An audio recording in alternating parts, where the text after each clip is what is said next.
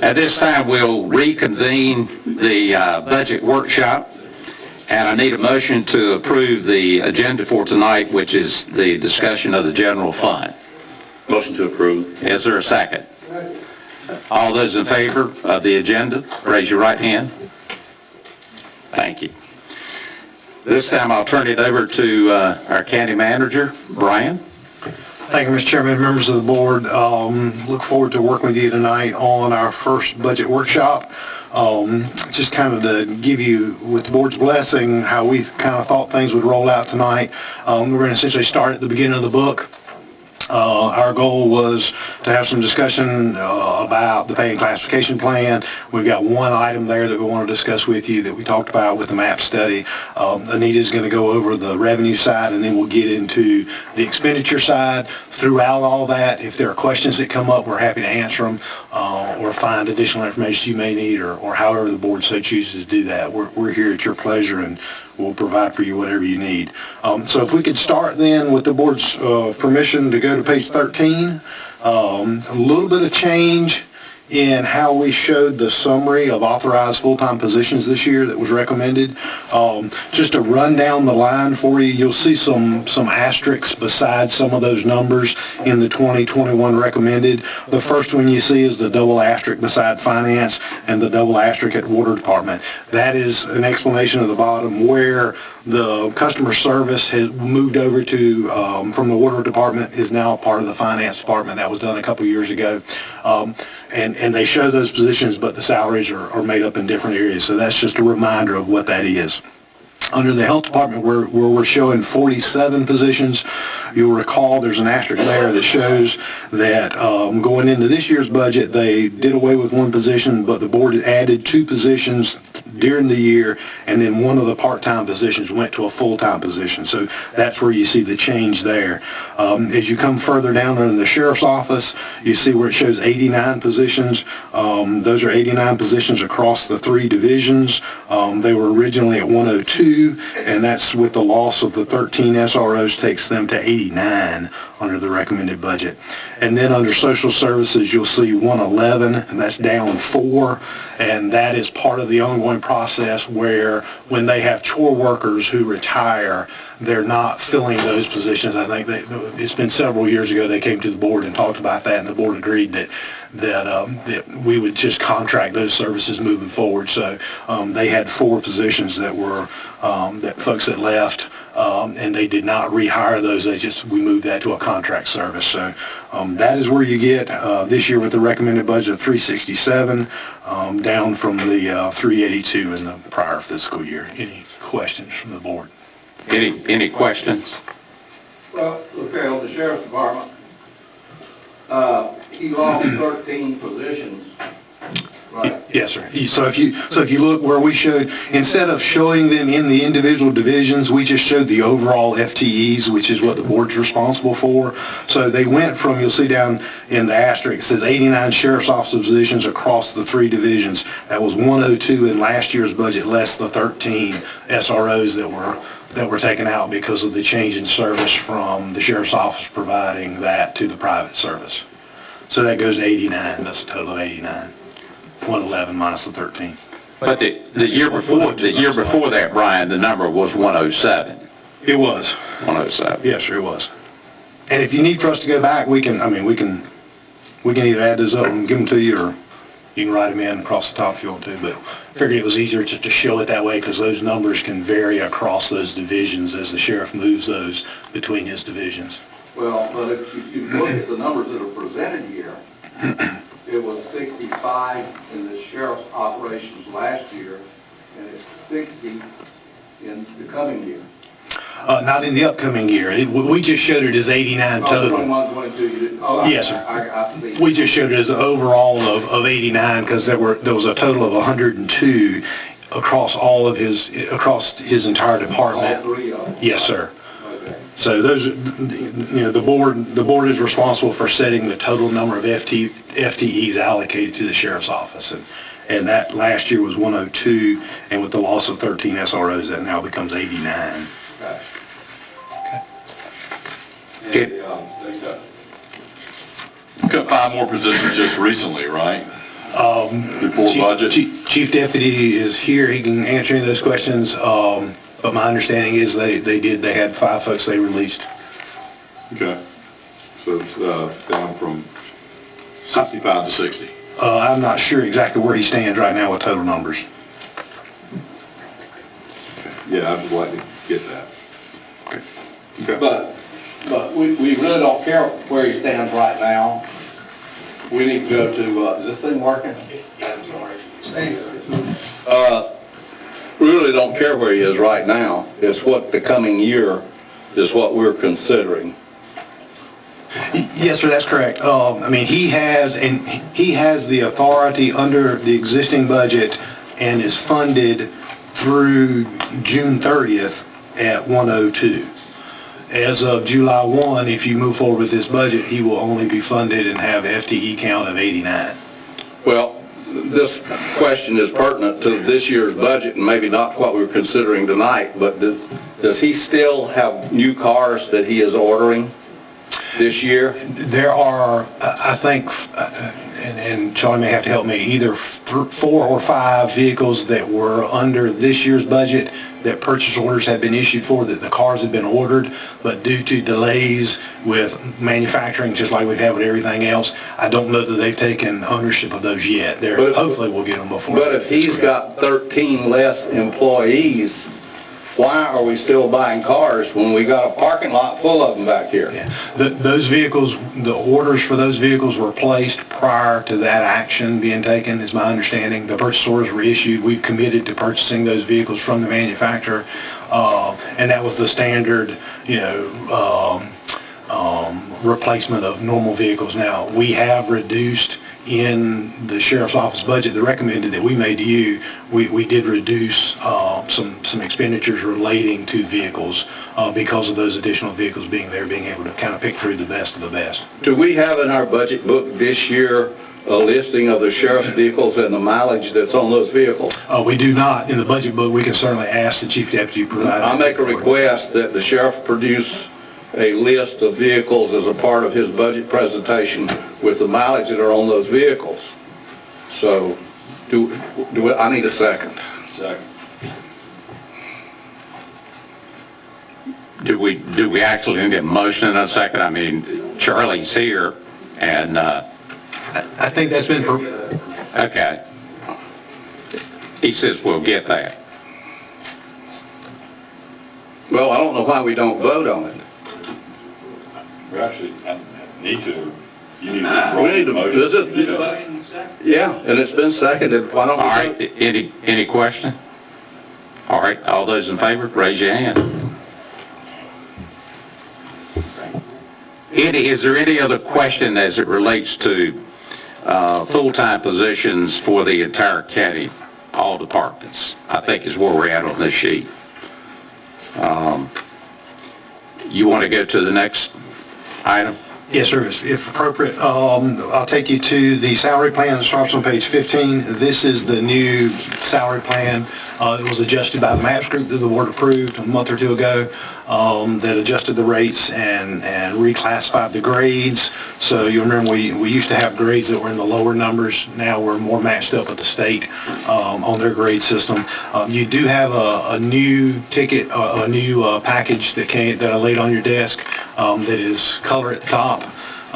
The one that's in the book did not include the FLSA categories, and we wanted to make sure you had that. As you'll recall, we had conversations about that, in that when the MAP study was done, not only did she look at grades and classifications, but she also looked at the FLSA status, whether employees would be considered non-exempt or exempt employees. We brought that to you when the program was put in, or was brought to you to review. We told you we would bring that back to you. So what you have in this new piece that I handed out to you, the color piece, it shows the exact same salary plan. We've just added a column there that shows the current FLSA category that we have under the old existing plan and what was recommended under the MAPS group, and then what department they are. So the majority of them are the same. The one, you'll see some that are highlighted in red where the MAPS group said you could take these positions and change them. They could be exempt positions.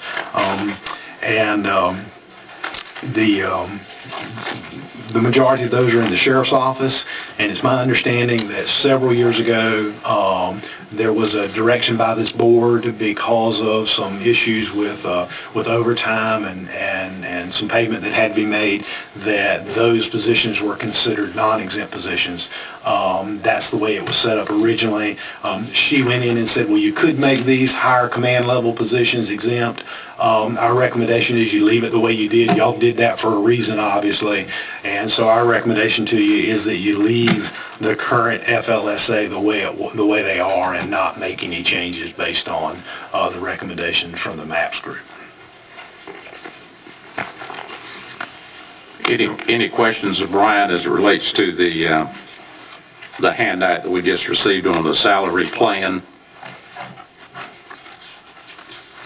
If not, you want to move into the revenue? Yes, sir. And Anita's going to pick up on page 19 and walk through with you all the revenue side of the house, starting on the general fund side. Mr. Chairman, can I do that from the lectern? Is that okay? Yes, that's fine.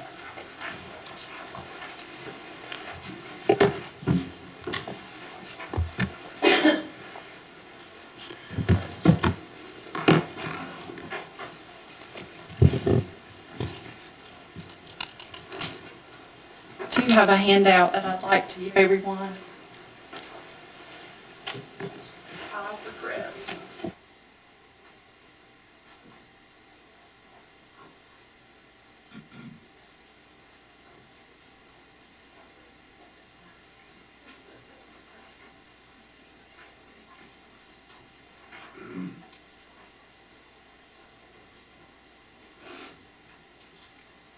So what I've just handed out to you is a 19-page spreadsheet, and this is what the manager and I use to review the historical performance of our revenues line by line, as well as project where we feel like we'll end up this year, and that way we can look back historically, as well as kind of consider the economic factors that need to be considered to come up with a good recommended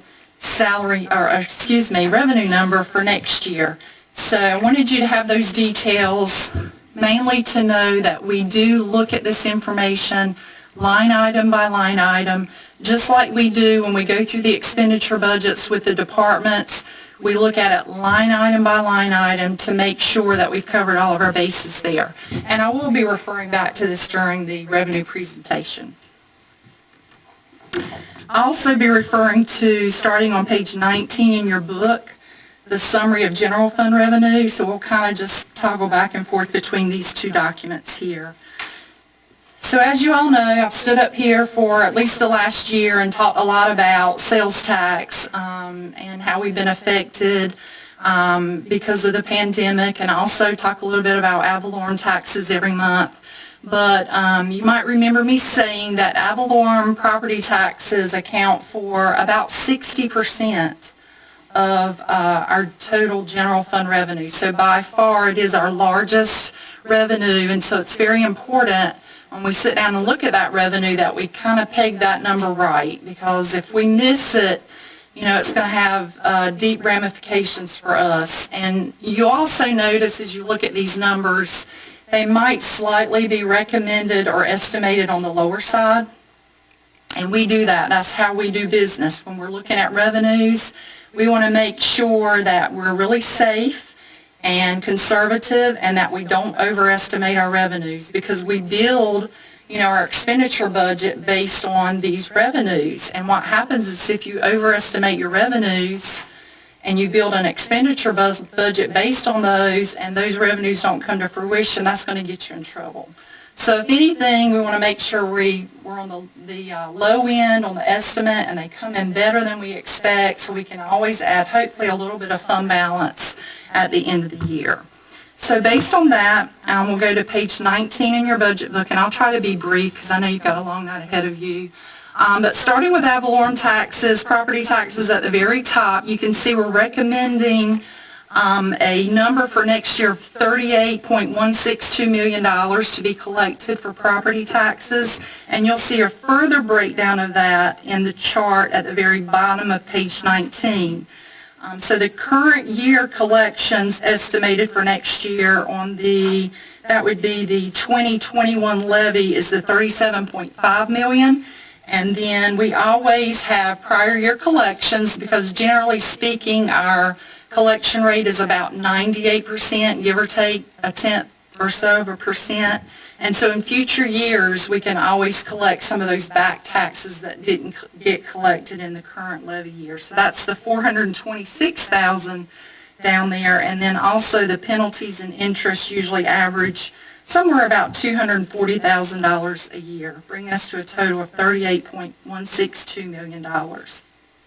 Now, I will tell you, you don't have actual numbers on this summary sheet here for where I think we're going to end up in the current year. You only have budgetary numbers. So that's why I want to refer us to page, let's go to page, let me find it here. It's going to be page 2, actually, about middle way. If you look at page 2, under the 2021 projected numbers, that would be the projection on where we're going to end up for the current year. You see that $34,145,745? If you look in our billing system for Farragut and you look at what we billed and you apply a 98% collection rate, that's what I think we're going to end up collecting for this year. And so if you look just below that on the next line and then over to the right for the recommended number for next year, it's $34.2 million. So essentially you can see we brought that number over flat. We only added $55,000 to it. And I went back and forth with this a little bit because when you look historically, since the last revaluation, we've grown about 1% consistently every year, which equates to about $380,000. But considering that we have a new tax assessor who believes that he's going to bring in some additional revenue for us, coupled with the fact that we've got one of our, or the highest taxpayer in the county that's contesting their tax bill, we kind of thought, not knowing to go up or down a little bit, we were just kind of bring that number over flat. So that's what we've done with property taxes there. And hopefully, like I said, that's a really conservative number. We'll outperform that number and actually end up collecting more than that. So any questions on property taxes before we move on to sales tax right quick? Okay, so if you'll turn to page, I believe it's 5 on the big spreadsheet that I just handed out to you. About middle of the page there. Sales tax, that is our second biggest revenue for the county. It accounts for about 17% of our total general fund revenue. And you've heard me stand up here every month just talking about the big amounts of distributions we were getting during the pandemic for sales tax. And it's been a real challenge to know how to budget that moving forward. I've put some numbers down there for you to look at. If you look at that first highlighted number of $9.779 million under that 2019 column, so our sales tax in 19 was up $757,000 or 8.4% from the previous year of 2018. That's some pretty robust growth right there because, normally you would think about 2% would be a good average amount of growth. So our sales tax grew 8.4% that year. If you move on to the next year, 1920, we were up 4.6% or $453,000 from the previous year. And then if you move over 4 more columns over to the 11 million, I think that's where we're going to end up this year on our sales tax. And again, that's a big jump. That's up 7.5%. Or $767,000 above the last year's number, 2020 number. So then you have to sit down and consider, well, what are we going to do for next year? What's our estimate going to be? And just to, again, be really conservative, what we did was we went back to the fiscal year 1920 number, which is a $10.232 million number, and we applied a 3.75% growth factor to that to get the 10.616. And that's kind of the best way I knew how to estimate that number. I think it's pretty conservative, but yet I think it does factor in, our historical growth. Not the real high growth, but the consistent 4-5% growth. But we do think, there's got to be some kind of an adjustment in our sales tax. We cannot continue to see distributions like we've seen over the last 12, 14, 15 months. So any questions on sales tax? Yeah. I'm sorry. Oh, you have sales tax on? Yeah. Hey, Melissa, can you grab my screen?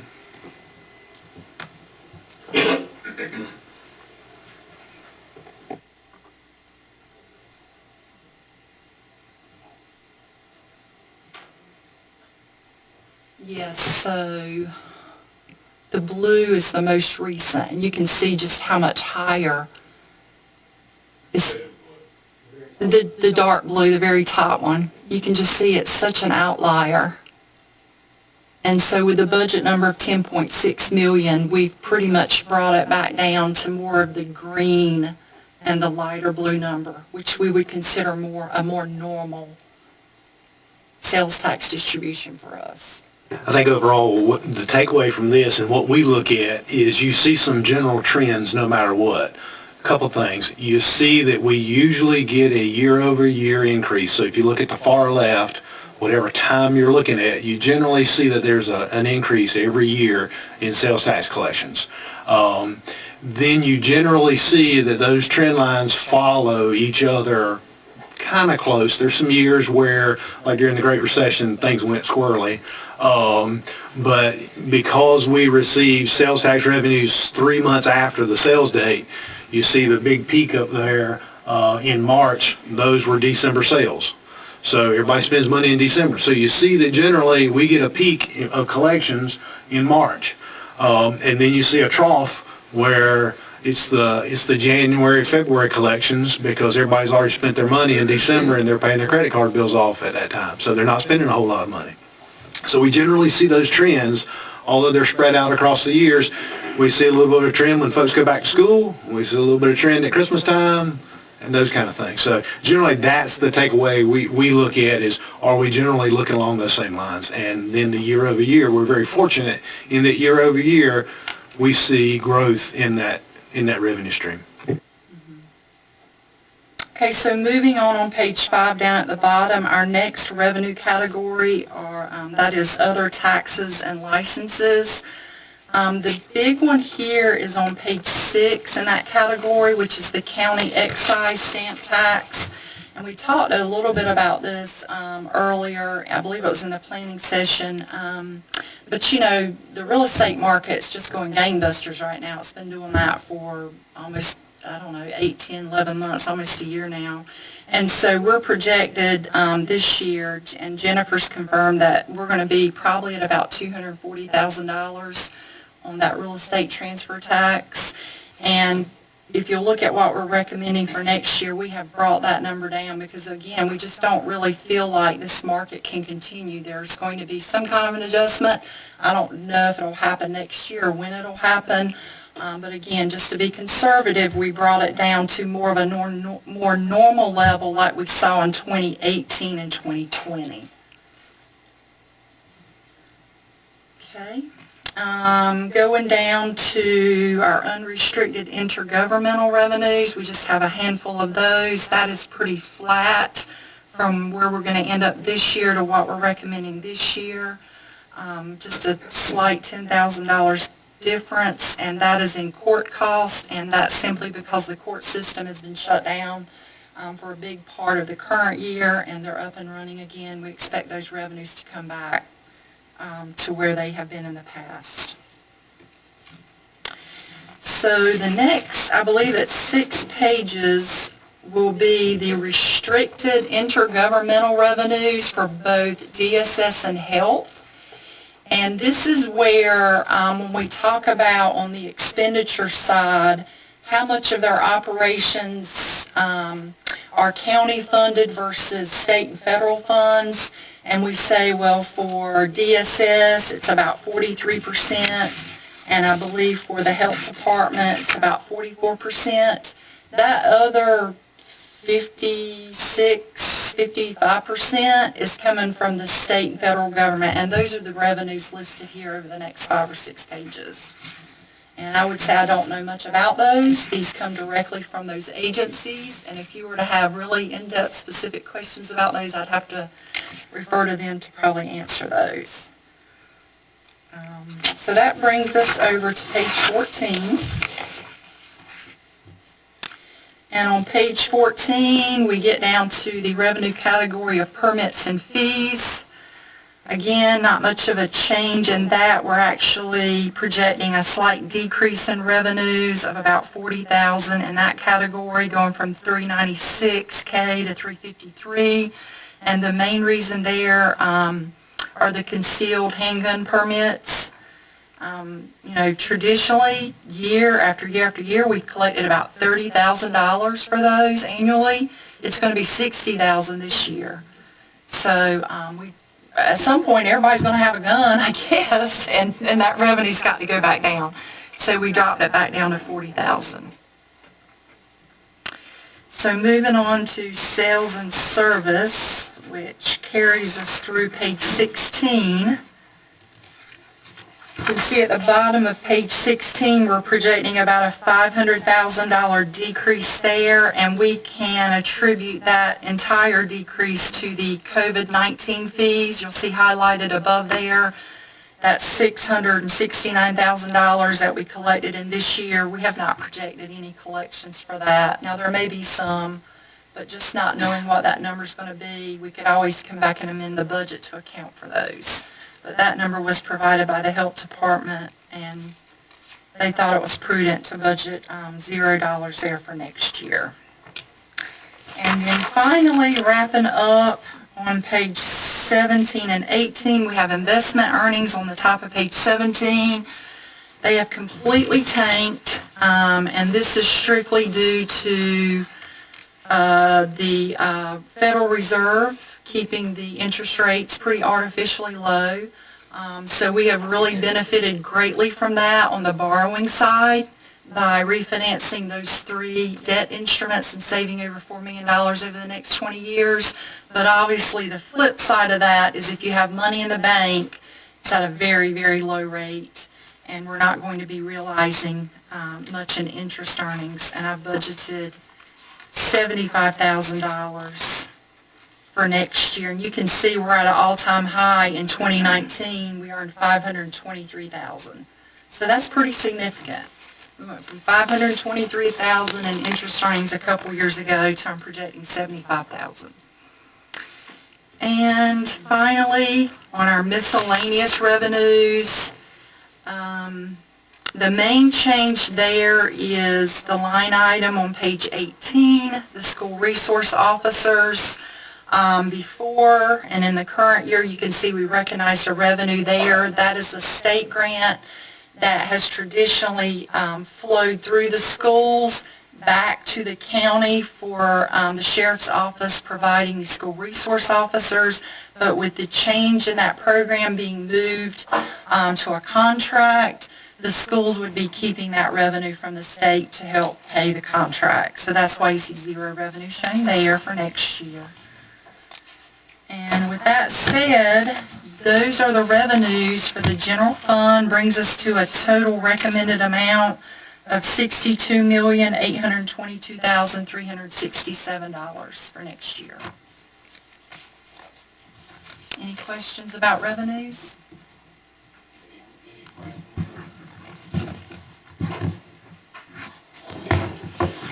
Thank you. Thank you very much, Adita. You gonna do the expense side? Oh, you are? Okay. He's gonna tell us how to spend it, right? We're gonna tag team on that one. And I guess as you go through, page 23 is the appropriate fund balance page. You'll see there that we are not recommending any appropriation of fund balance, and you'll see your projected targets on your fund balance. We anticipate that at the end of this fiscal year, June 30th, 2021, we should be somewhere around $23 million in unassigned fund balance, which equates to about 37.5%. There's been some discussion on the board about whether you have a policy that says you want to be around 35% revenue to expenditures. There's been some discussion on the board whether that's too high. We have over the years, you can see the numbers have fluctuated up and down. We've been as low as 26, actually we've been as low as 25 back in 2012. And then been as high as 37. In fact, based on these numbers from 2012, we're projecting this year will be as high as we've been.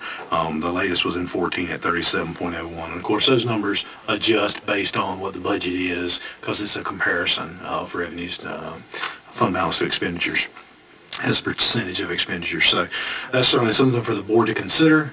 As you look at this budget, there may be opportunities in this budget that you say, we want to take that projected 2% and do some one-time expenditures based on that fund balance. You may say, we want to leave it where it is.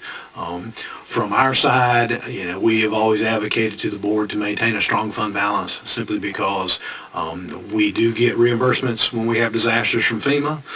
Sometimes we don't, and we bear the full cost. But most time when there is a declared disaster, typically what happens is FEMA will come in and the state will pick up the remaining percentage. But it takes us a while to get those funds back. You have to upfront it, you have to pay for it up front, and then 2 or 3 years later, sometimes we get that money back. So having a strong fund balance helps us weather those storms both figuratively and literally. And it does help us in our borrowing capacity when we go out to the market to make a borrowing package. They look very kindly at that when they know that you have the capacity that you have. So any questions relating to fund balance? Projected fund balance? Anyone?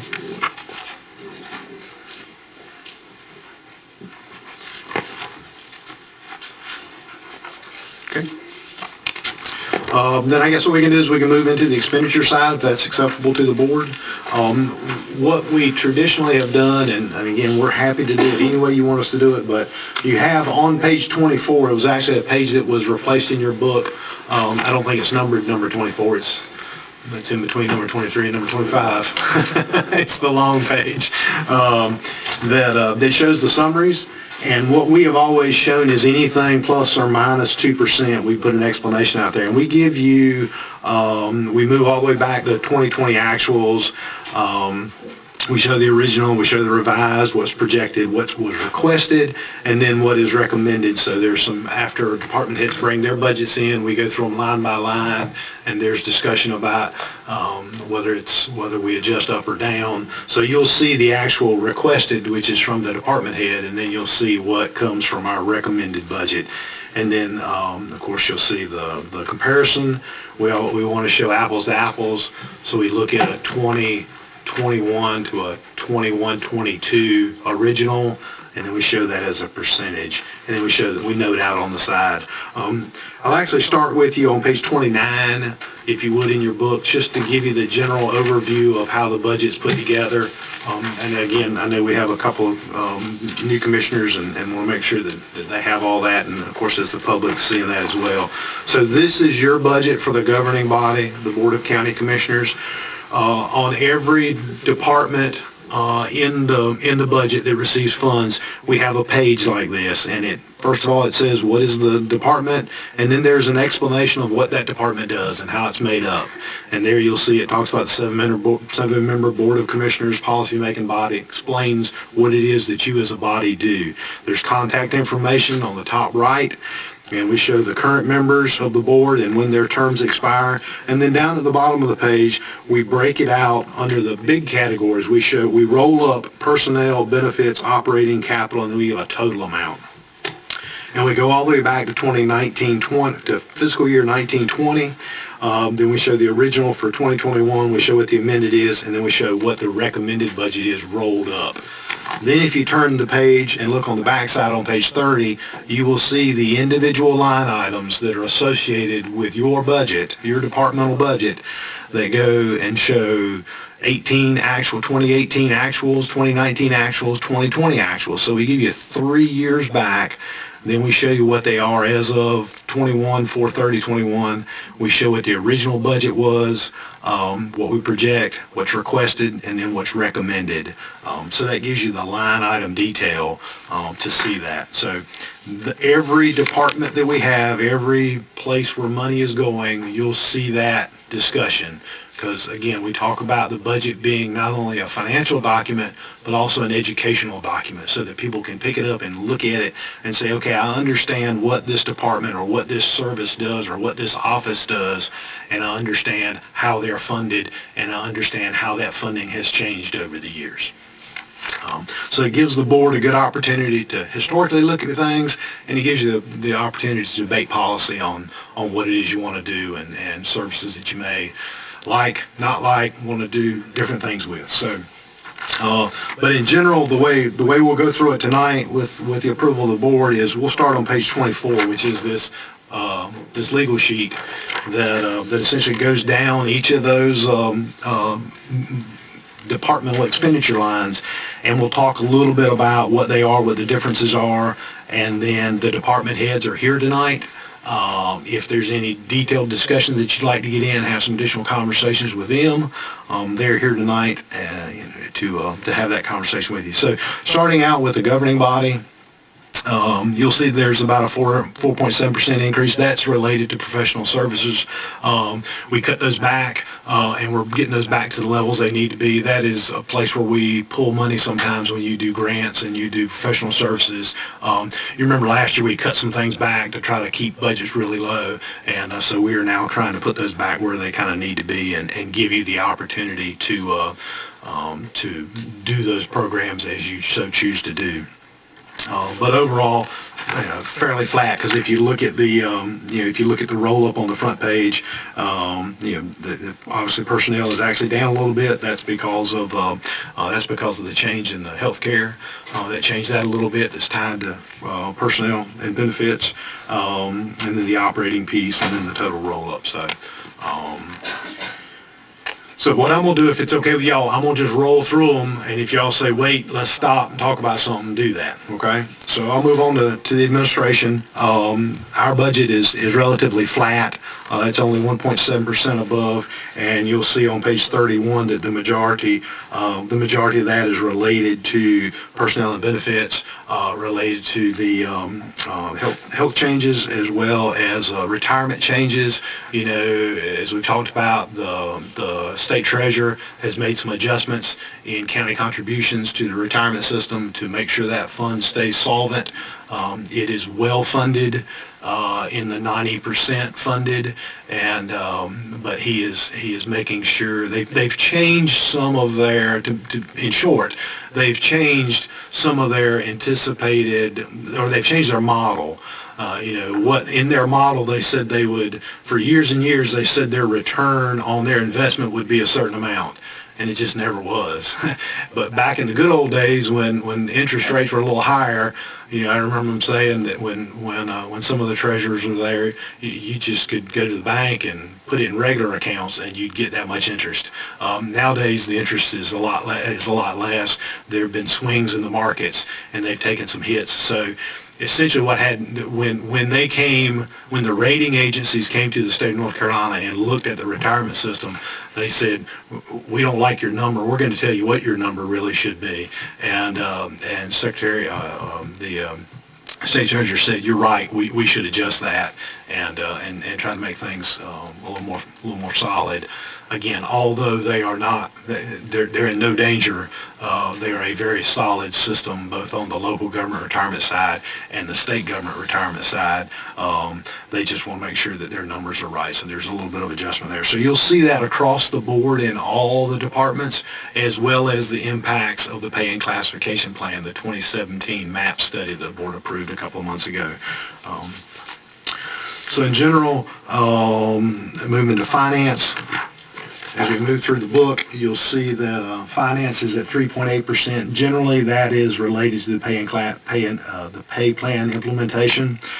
Again, you see the personnel benefits side operating is actually just $1,000 above where it was in the 2021 original.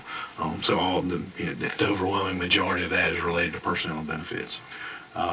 If you move to human resources, they're about 10% up, and human resources is all personnel. There's not a lot that they have otherwise operating. So anytime there's a swing on personnel-related personnel benefits, they take a big hit. It looks kind of out of proportion, but it's because they really just have people. So there's a big impact there. So they went from the original, the personnel pieces up because the MAP study recommended there be some changes there. That equated also some benefits going up. The operating roughly stayed, actually it went down $20 from $32,400 to $32,380. But overall theirs is up, all equated to the pay implementation plan. Tax assessor. Ryan? Yes, sir. Can you give us what the mandated increase was for retirement by the state? Where's Dolores? One. Along with the hospitalization. I think it was 1.2. I think it was 1.2. I can get that information for you and send it to you. Okay, that was the increase? That was the retirement piece, the match, not the match, well, it's the requirement that the employer provide into the system. Okay. The employee side is mandated by general statute and will have to be changed there. The secretary or the treasurer and his board have the ability to adjust it on the employer side without it going to the General Assembly. Okay, and maybe the other benefits too, if you can give us what the mandated increases were. Yeah, I think there was actually a slight decrease in the state health plan, is that right? Did we take a slight decrease in the state health plan, and we can give you that information, we'll send that to the board. So under tax assessor,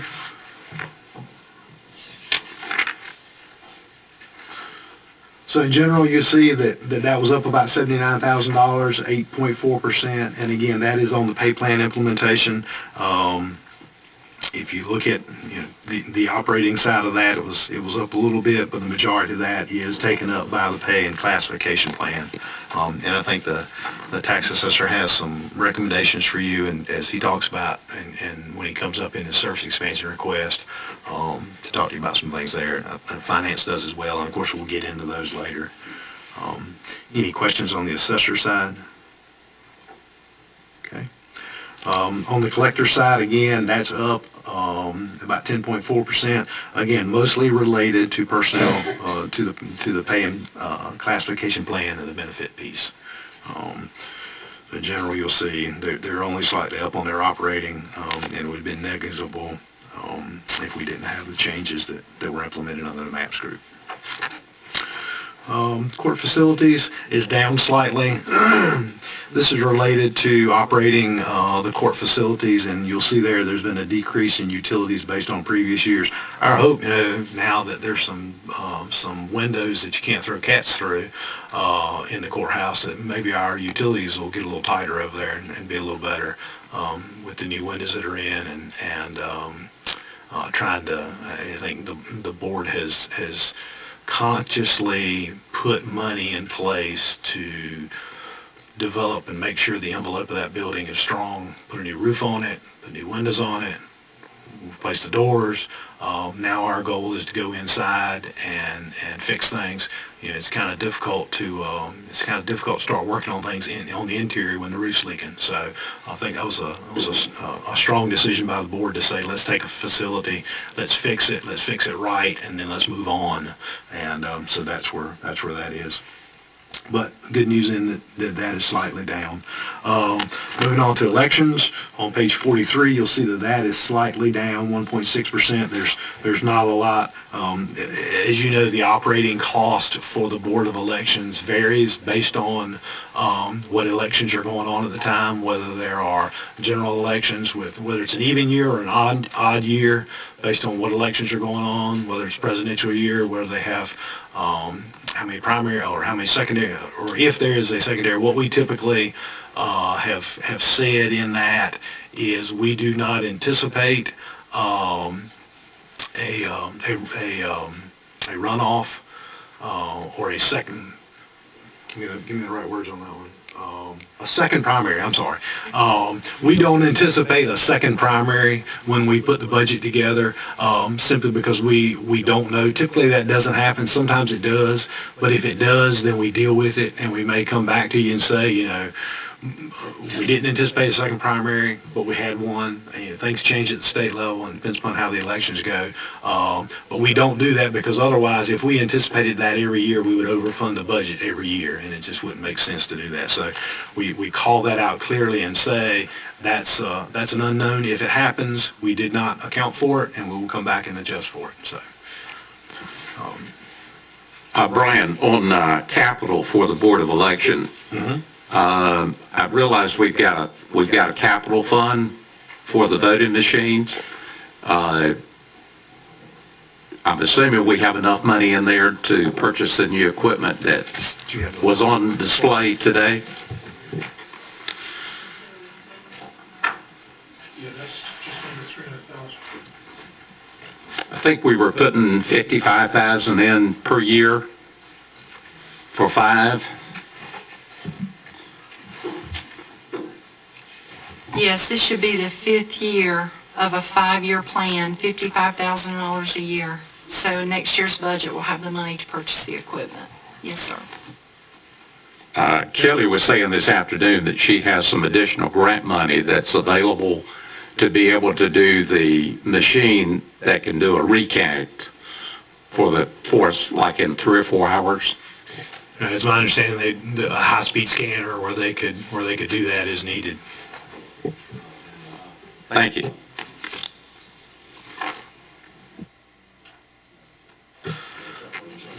So moving on to the Register of Deeds office, you'll see there is about a 5.2% increase there, and again, that's related to the pay plan implementation. The operating costs are actually a little bit down from the original from last year.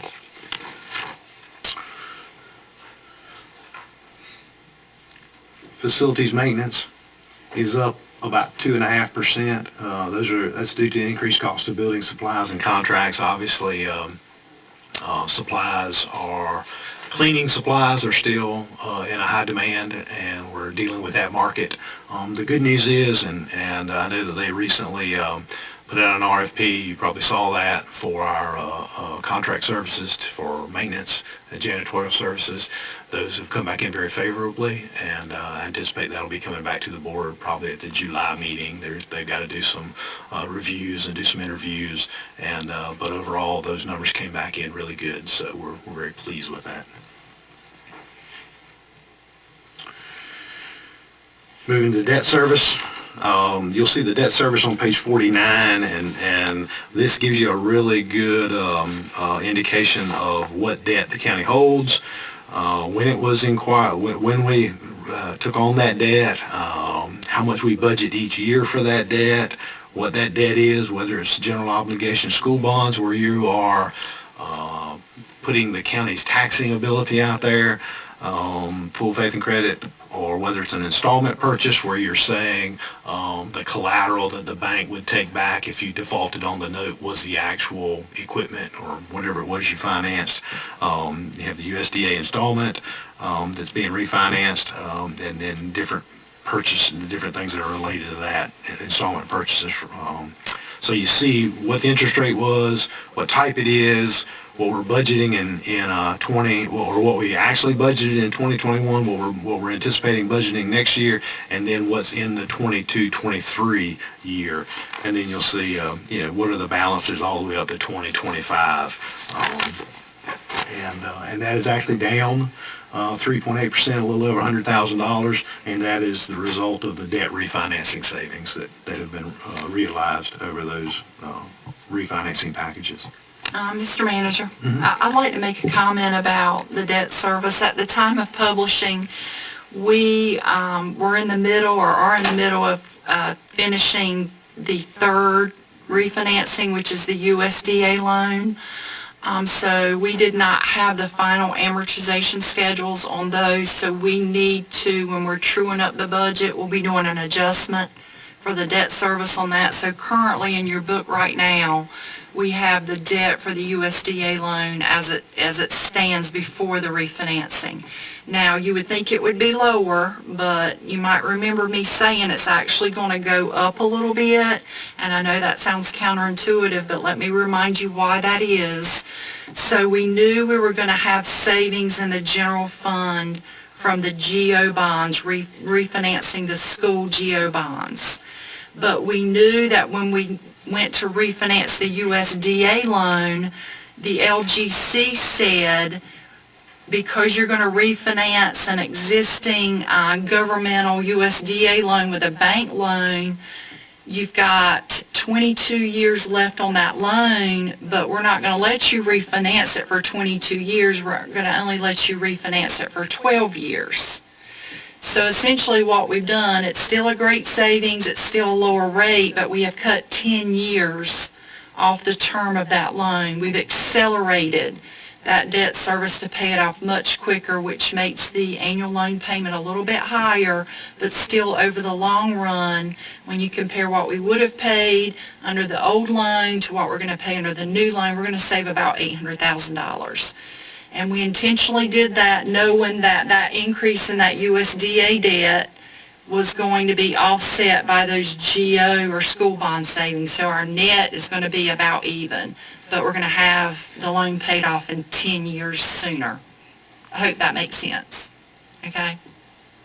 This doesn't include the water, right? Right. This is not the water. The water is shown. Is there a reason we don't show water? It's in the water fund separately in Because the it's enterprise enterprise. fund. That's right. So you're saying the interest rates we're seeing here does not reflect the lower rates, Anita? For the USDA loan only. Okay. If you look up top, you'll see the first, on page 51, you'll see the refunded GO bond series 2017, and then below that 2012 and 2015. See how that shows next year's debt service at 0 and the following year at 0? That's because we've actually closed on that refinancing. We had our amortization schedules, and they're now shown in that fourth line, refunded GO school bonds, and you could put a dash beside that that says Series 2021. All three of those are now lumped together for savings. It's just that USDA loan that's not finalized that we'll have to adjust moving forward. And I should have that final amortization schedule in June. Thank you.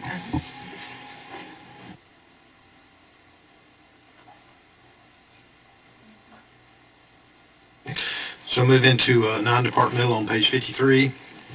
These are generally items that are related that aren't that are spread across all departments, or not specifically related to one department. So obviously the biggest outlier in this is the recommendation of committing $500,000 to building a storage facility where the county can put that in place. We're having discussions with the contractor right now about exactly what that looks like. We spend about $40,000 a year right now on storage, and it's appropriate for us to try to look at opportunities to mitigate that, to be able to put our stuff in one place, as well as have a facility where we can receive supplies from the state when there's a natural disaster, and then send those back out to the community. Historically, what we have done is we've relied upon the building out at the industrial park. The industry-related building has been vacant during those times when we needed it, so we were able to use that as a storage facility. We've used other facilities across the county with agreements that they would let us use it. But to have the ability to do that and have it available always, and for us not to have to go chase and find and beg, borrow, and steal during the middle of a hurricane is a benefit to the county. There's also the opportunity that as we look at that under the American Rescue Fund money, there may be an opportunity to use those funds instead of general funds to do that. So we put it in there as a recommendation. Sure, there'll be some discussion about that. But again, there's an opportunity as well, we believe, to use federal funds to do that because it is emergency related. And when we were receiving tons of supplies related to COVID, if that were ever to happen again, we would need such a facility. So could be an opportunity. The other piece that you'll see in here is the insurance and bonds is elevated a bit.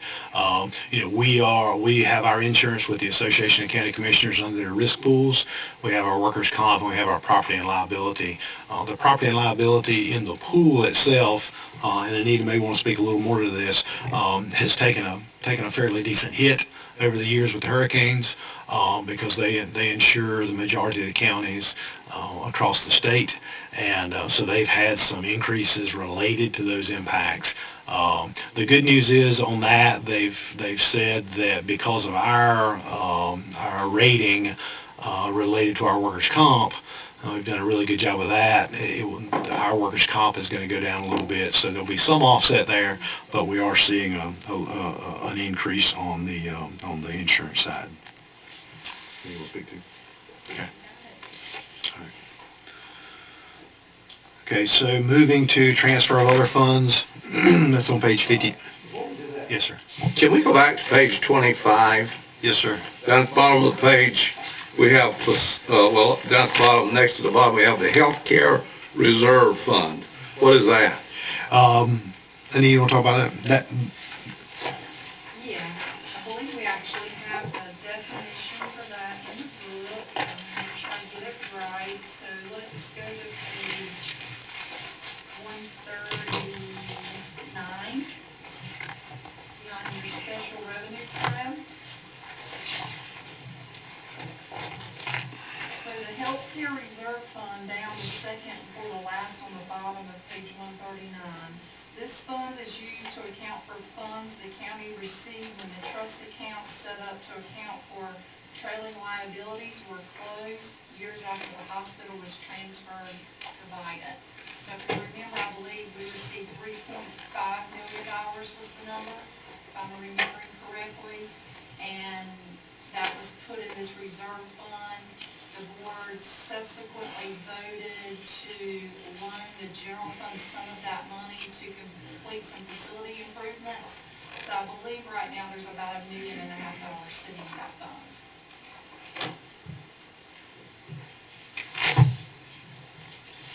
Okay. Going to the next page, the EMS Special Revenue Fund. I'm still on page 26. Yeah. Okay, so this is something new, as well as the 4-H Special Revenue Fund beneath that, as well as the Cooperative Extension Special Revenue Fund and the DSS Representative Payee accounts. So GASB, statement number 84, said that we can no longer consider those agency funds. They actually have to flow through the county's financial accounting software, and we have to budget for those funds as an incoming revenue and an outgoing expenditure. And you may remember us talking a little bit about this during the planning session. You're actually going to have an agenda item at your June meeting because we have to implement this in the current year. So I've actually got to get those special revenue accounts established in the current year before June 30th. And then moving forward, you'll see them in the budget every year as a budgeted revenue and expense in a special revenue fund. And that's a GASB pronouncement that just said we had to start handling those that way. So you're saying the EMS tax and then the billing and everything related to EMS is going to go through that to come up with that 2.1 million? So the EMS fire and rescue taxes are on the previous page 25. We've actually got those separate. So we're talking about two different things. You've got the district tax revenue. Those are shown on page 25. It's the third and fourth ones listed there. And then on page 26, that EMS Special Revenue Fund, that is where we collect for the 4 agencies, Chocowinity, Broad Creek, Pinetown, and Aurora, and distribute that money out to them for their transports. That's a division of tax revenue, is all that it is. Well, part of it's tax revenue, but part of it is their transport revenue. Remember we did the consolidated billing for EMS so that they could participate in the Medicaid cost reimbursement settlement and get a piece of that back because you have to be a local government to do that. So that is now accounted for in that EMS Special Revenue Fund. That's required by law to be accounted for that way. What about the subsidy that goes to EMS? The subsidy that goes to EMS would just be in the general fund because you will have the expenditures for the EMS department and the revenues, and of course the revenues are less than the expenditures, so there ends up being a tax subsidy for the EMS operations. I mean, this looks like something that there's not a reason to have it. It's a new requirement. It's GASB 84. They said we had to start accounting for it this way. All right. I can share that information. Go to with you. 4-H. Where's the source of revenue for the 4-H revenue fund? Okay, let's go back in the back again to that special revenue tab. And hopefully I have Rod here if we need him. But that is on page 140. It's the second little arrow there. It says the 4-H Special Revenue Fund is used to account for the Beaufort County Cooperative Extension Programs operated out of the accounts including Beaufort County 4-H livestock shows for sale, summer camping, 4-H clubs, and 4-H programming. So essentially, in the past, there was a separate checking account where all these 4 types of revenues were deposited in that account, and they paid for the expenses out of a separate checking account, far and apart and aside from the county. GASB 84, the Governmental Accounting Standards Board, said, you're not going to do that way anymore. You're going to start making it part of the county bookkeeping records. So that's why it's in next year's budget. So the source of revenue for that is what again? It's the proceeds from the livestock show, Oh, okay. Camping fees. Gotcha. I understand that one. Okay, Cooperative Extension Special Revenue Fund. What is the source of the revenue for that? Agricultural programming, horticultural programming, master gardeners, and family and consumer sciences programming. There's no tax money in that. No, There's no tax money in the 4-H fund either. no. All right, DSS representative payee. Yes, Revenue. Kelly can talk about this all night. So this is where we have the wards of the state, their revenues come in to DSS, and then they make the expenditures on their behalfs. So it's a revenue in and a revenue out. Then this No county revenue money. could be from an annuity or an insurance company or a donation or a fee paid by the state or I'll let what? Kelly answer that question specifically. So what those funds are, Mr. Richardson, they are funds that we're for all of our clients, like our foster care children who we have in custody, our wards who we are service guardian for. They may have Social Security coming in or some kind of child support payment for some of the foster care children. Well, all that's in that fund is their money, is the client's funds. And so once it comes in, then we disperse it back out to pay their bills, pay for their cost of care, whatever it is that they may need. So it's strictly client funds. They're saying no more commingling of those funds. Well, I wouldn't say they've ever been commingled. If anything, they've been kept totally separate in a totally separate bank account. Oh, really? What Okay. they're saying now is we have to reflect it in the county financial information in You our have to audit. commingle. So you account for them. Okay, all right.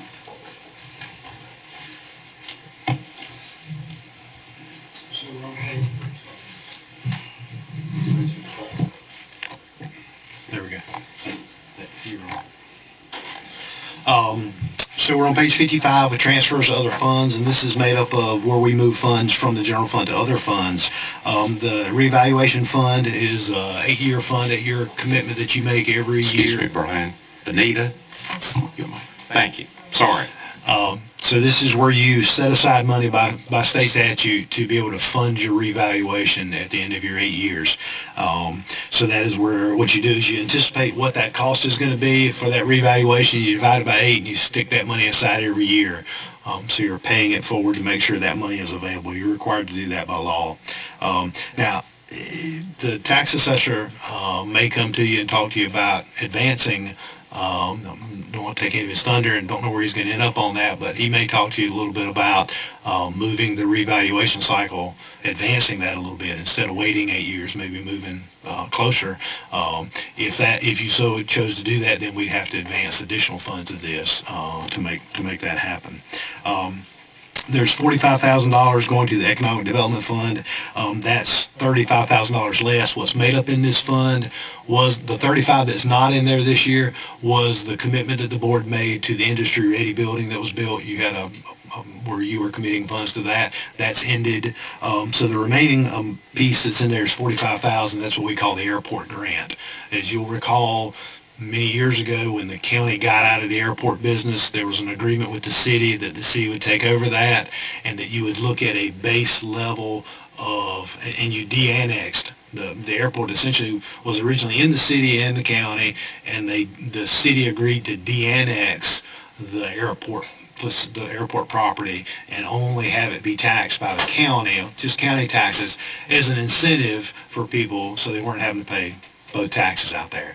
As a result of that, the agreement was the county would be held harmless for what the base level of valuation was at the time, and that anything above that we would pay to the city. So there's an incentive to the city to bring economic development, more planes, more equipment out there, and then they get additional revenue off of it. The county gets a flat amount, and that was based on what you had out there at the time. So any improvements, any additional valuation that happens at the airport is a benefit to the city, not to the county. I mean, essentially it benefits everybody, but dollars-wise, tax dollars-wise, you have your set amount, and then it goes to the city. Now, in that agreement, there is a circuit breaker in there that once it gets to a certain level, and I'm not sure exactly how high that level is, but then there's the option to be able to renegotiate that agreement where the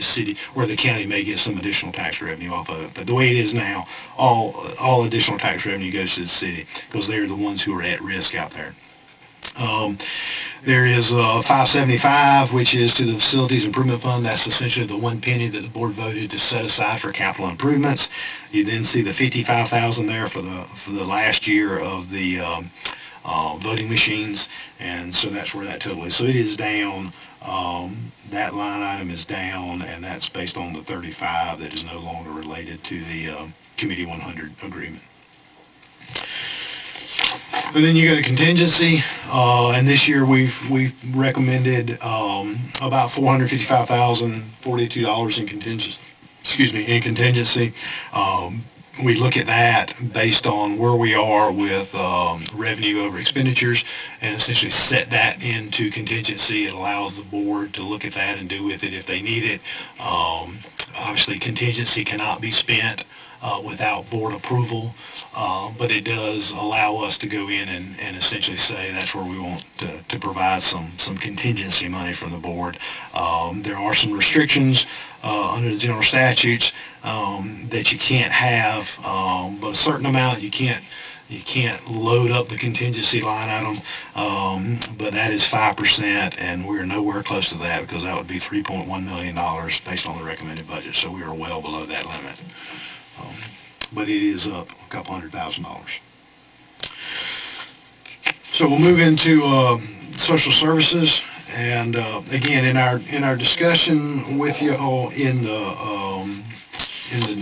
the manager's message when we talked about this, the Department of Social Services receives state funding, federal funding, and there's some county funding, and it all depends upon what the program is and what the county match related to that is. It may be 50%, or, the state may give us 50% back, and some things they may give us a higher percentage, they may give us less percentage back. But a lot of the numbers, the majority of the numbers that we get, they get from the state of North Carolina on their expenditure side, what's being anticipated by the programs. And of course, you don't have any control over those programs. Those programs are set up by the state of North Carolina through DHHS. So you're essentially along for the ride. But in general, and I think there was a spreadsheet that was sent to the board because there was a question relating to the percent, the historical percentages that DSS had, and that was sent yesterday, I think. There was a question that was asked about, I think Commissioner Rebels asked the question, because in the health department, they showed in their presentation the percentages, what the county match was and where it was relative to the prior years. So DSS did the same thing for you, and that was sent yesterday, day before yesterday. But essentially what you'll see is that in the 21-22 recommended budget, the county dollar is about 43%. In 2021, it was 44%. And it roughly stays right around that area, anywhere between 42 to 45%, but they've held it essentially flat at 43%. So if you have questions about DSS and the intricacies of that, the DSS staff are here, department head's here and her staff to answer any of those questions. So I'll leave it to you at that one. Anything y'all have on DSS? I have a couple questions. And probably the director will be the only person that can answer it. What programs are you administering that are wholly county paid for? Wholly county paid for? None that I know of. We do have, we're workforce selecting county, so we have maintenance of effort funds that a lot of counties don't have.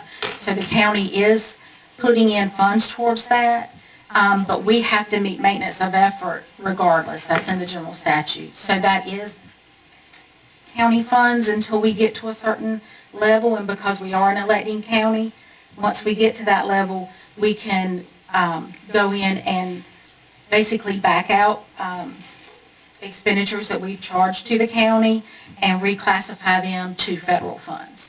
How many people do you have in that program now? Just the Work First program, I'd say about 70 or 80. Oh, really? But that's way down from what it was. It is, about 98% from when it started in 1996. But we use we're allowed, because over the years, it started out, you had to put those funds up to provide Work First services. But because the caseloads dropped so dramatically over the years, the rules have changed, and now we use those funds to fund our child welfare, a large portion of our child welfare programs, in addition to some other funds. Weren't y'all running a program one time that involved care for invalid in home that was paid by the county mostly? No, that is the Home and Community Care Block Grant. We get the majority of those funds come through the block grant. The county is required to put up a 10% match for that program.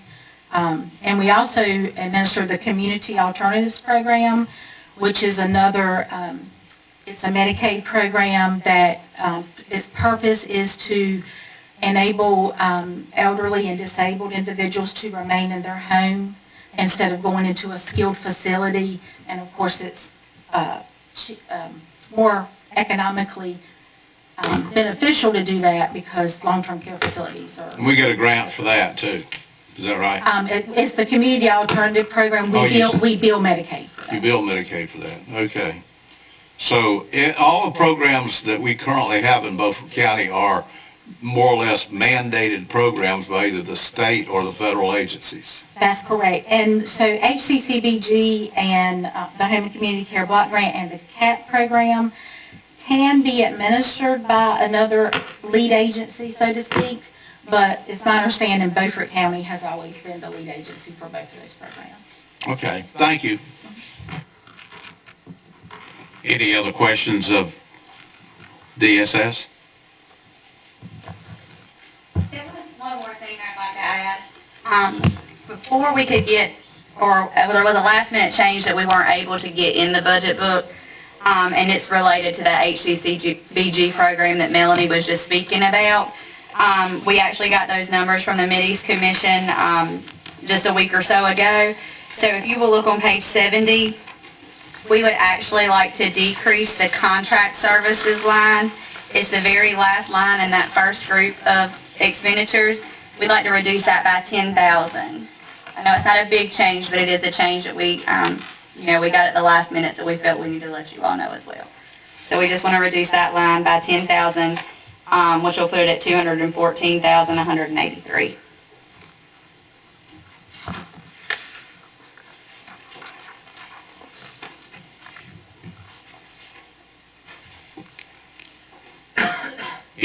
Any other question? Thank you very much. Thank you. So the next department is the health department, and again, they're funded in a similar method where they receive state funding, federal funding, and in general, you see on page 73 where they've listed out their cost centers and their revenue side. Local funding is about 45% of their overall piece, and that is consistent with what it was last year. And there is probably someone here from the health department who can answer any of those detailed questions you may have, if you have any. Yeah, I have a question.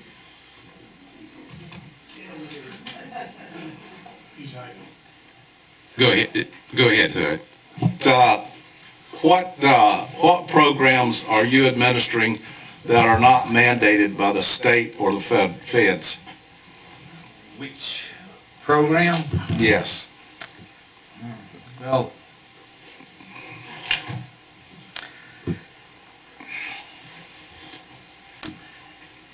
the behavioral health program is not mandated.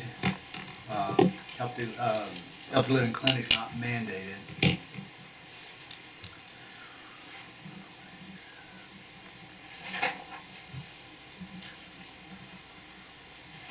think those are probably the only two. And some of the, like, testing for HIV and stuff like that may not be mandated.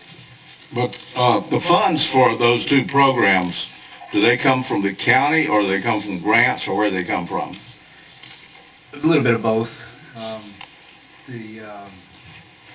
We have revenue that comes in for billing purposes.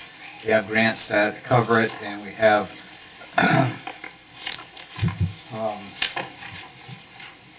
it's not really a grant, but it's a program that we participate in where the state sends us like $100 per visit. So it's like a grant, but it's not really called a grant. But every program you're administering, other than those, is mandated by the federal or state government. We don't have a choice. Right. Yes, as far as I can remember right now. I've got a lot of programs I'm trying to run through my Well, if you happen to think of a few, come back and let us know. There will be while a we're doing few. this budget session. I'm not saying there might not be one in there that All right. Thank you. John has a question. Jim, since going back to 1920 budget, the county share of that is growing by 3%, 3 percentage points from there to now, to the recommended budget, which is about $133,000. Is there a reason that trend is that you know of? it's mostly personnel increases that have been going up, like the study that went through that has affected a lot of. Well, it's been going up every year, and we didn't do that until just recently. So I'm just wondering if we're getting more and more stuff from the feds or the state that is getting pushed to us. Well, there's things that have happened. And I'm trying to, like when jail health, when we started taking over jail health, those were county dollars that were put somewhere else that came over to us when we took over that. So that amount of money, that was 200,000 or something like that.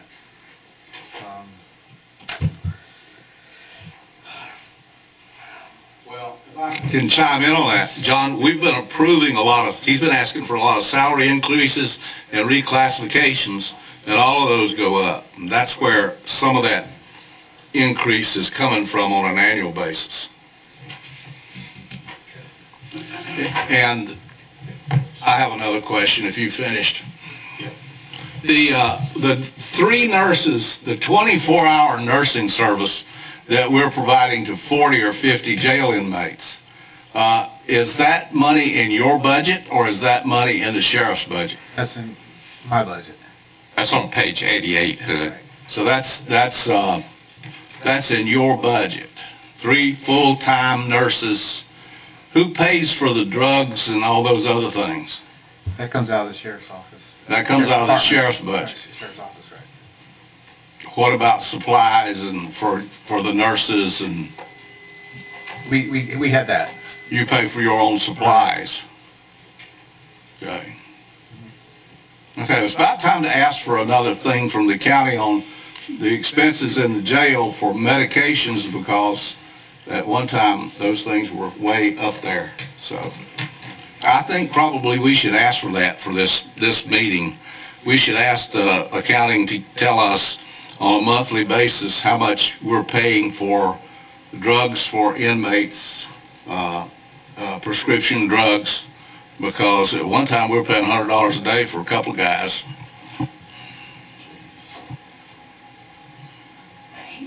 The annual cost should be in your budget book on page 124.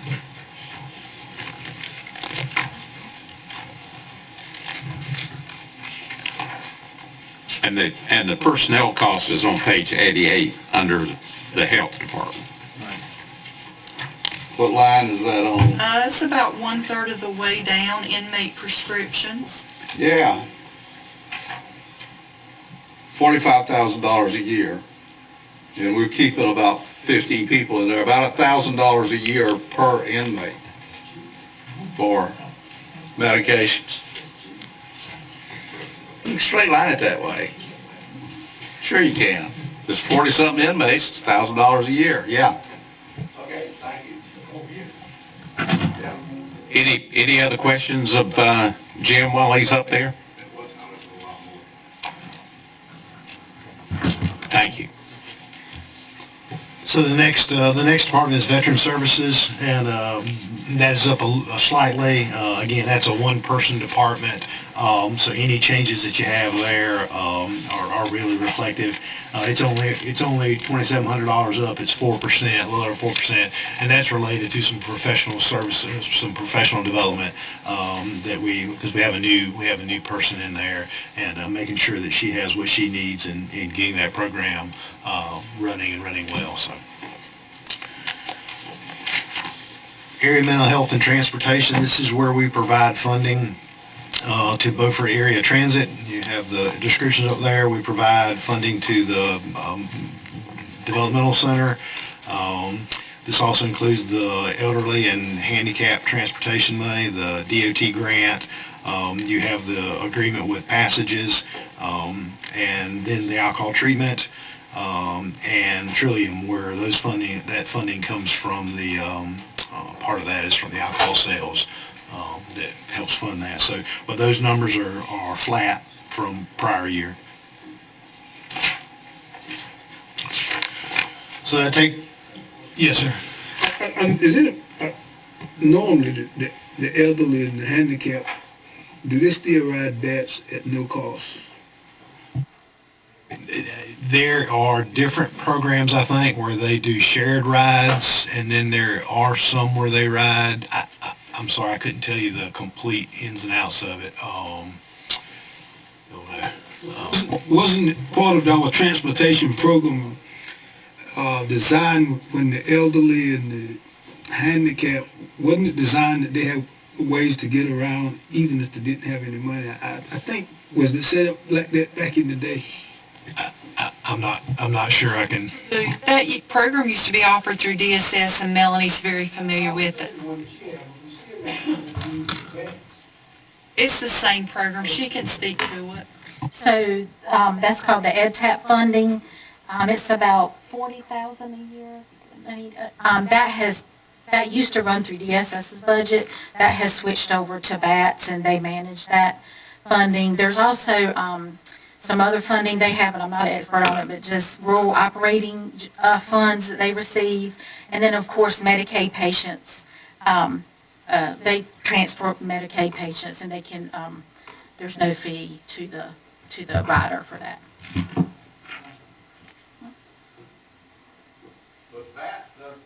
Excuse me, BATS doesn't handle money on their routes, as I understand it. Nobody gets on BATS and pays. When somebody gets on BATS, somebody else is paid. I don't know the answer to that question, Okay. I'm sorry. We need to find that out, because there's some counties that it doesn't work that way. You have to pay if you use BATS. And I think the county provides, what, $100,000 subsidy to BATS? 193. You know, and the question comes out of that, if people are getting on BATS and not having to pay for it, is there, and we need to get BATS in here to answer this question, is there a privilege to this?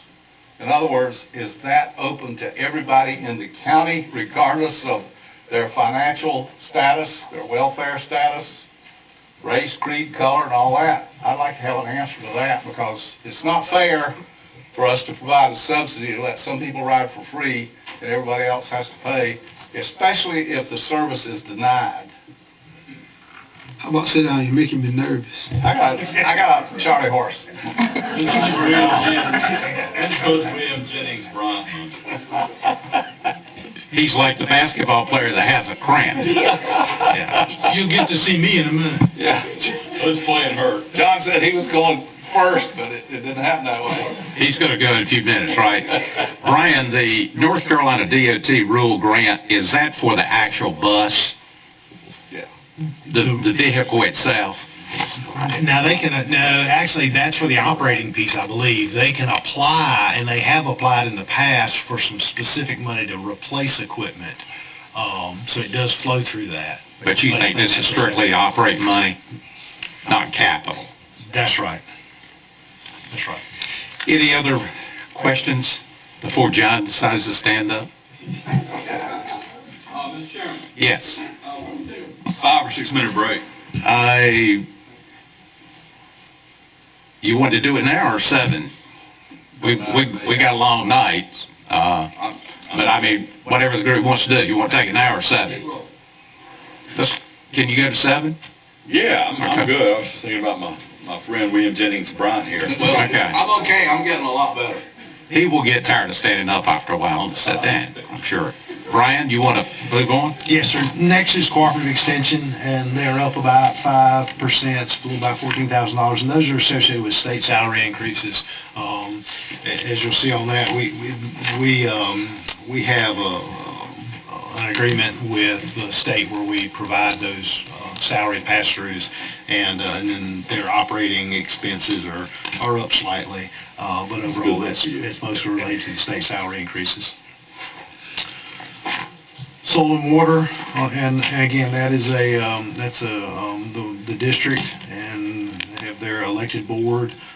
They're up about 2.3%, or a little less than $5,000. That is associated with the salary plan increase that was adopted by the board.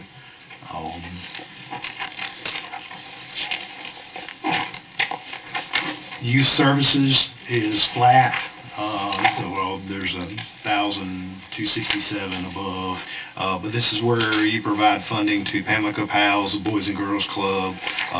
The change there is on the JCPC, as you'll recall that went up a little bit.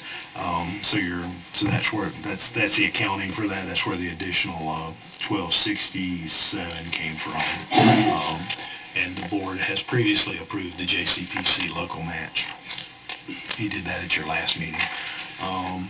Next piece is your outside agencies. These are all flat, and you can, on page 110, as you go, you can go through those. I'm happy to go through them individually, or you can, if there's anything you want to talk about in them.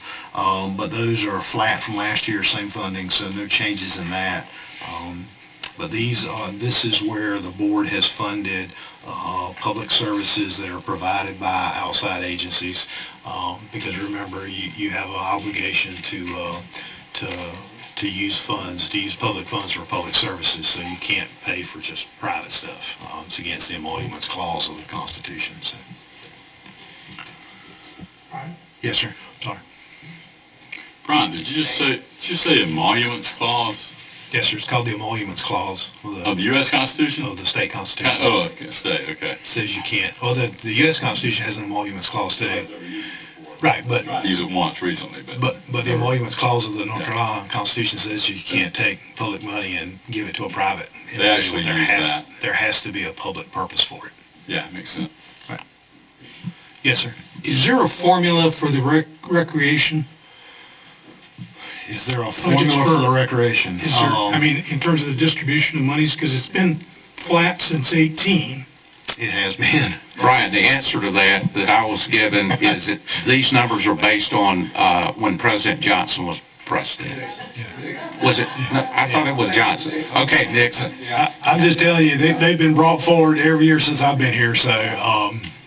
So there's no formula, we're winging it? They were hacked down and hacked down and hacked down to What they are now, and, you know, if it was up to me, I'd just get rid of them. It's a grant that they just put in their general fund and use however they want to. What, on the recreation side? Yeah. Well, I think most of them end up going to their rec programs. We have, They're servicing the kids. it's a subsidy that we collect from taxpayers and give to somebody else. All these people are getting this, have taxing authority of their own. There's no reason for us to be collecting tax money from somebody in Pantego and giving it to somebody in Aurora. Why would we do? Why are we doing that? I think it would have to be, for example, in Chakawinity, 50% of the people that are using that are from outside Chakawinity city. They're all in the county. Same with Washington. Whatever. I voted for years to do away with it. I'll continue to do away with it. People are getting it, have their own taxing authority. We don't need to tax for them. No, they don't. John, to answer your question, we have bumped that figure up for somebody that was in some kind of a capital program, a one-shot deal. We've added like 5,000 or 10,000, but it was for 1 year for a specific project. It is well spent money, John. It's not wasted. I mean, It's all well spent money. you take a child playing baseball, you rather have him playing baseball than have him down at the courthouse. I'm not suggesting that. I just like to see what the formula is so that it gets balanced out. Well, you can't balance it out because unless you do it by a percentage, because the city of Washington got 10,000 people, and Pantego got 150. So how would you balance it out? How much recreation is there in Pantego anyway? Probably the kids in Pantego probably go to Belhaven, Mr. Richardson, or they have something, I think, that they have something at the old school. They use that money for the playground equipment at the old school. They don't actually have, a baseball or a soccer team or anything like that. Well, the answer is leftover from the residual from a Republican administration that started it way back when, and it's a great example of something that's living forever. He was a great guy. Richard, Brian, you want to get us out of this? I'll be glad to try. The answer is that we do not have any formula. The answer is we have continued whatever formula there was back when and just continued that on, but we don't have the formula. We just know what the number was. Okay. So, I mean, we're happy to have that conversation. I can tell you from serving on the municipal side at one time, that it is a mess trying to deal with recreation to say. I mean, the idea is that, yes, like one of the commissioners said, folks who live in the unincorporated areas do go over and participate in recreation activities in municipalities, and the municipalities are funding those costs. And so there's the debate as to whether you start looking at people's driver's license and saying, well, you don't live in the city of Washington, so you have to pay more. And then that gets to be an issue. And so the county has provided some additional funding to those municipalities in essentially the attempt to help try to offset some of those costs. Now, what that formula was, I don't know. You got it. I've read ahead, and I'm seeing some requests for Chakawinity recreation. When does that come up? Those will come up during service expansion requests where anything new or different, and they come in and they pitch that proposal to you, and then as a board you get to decide whether you want to bump it or not. Well, and that's coming up because this has never been readjusted. Randy, so I'm sure for that meeting.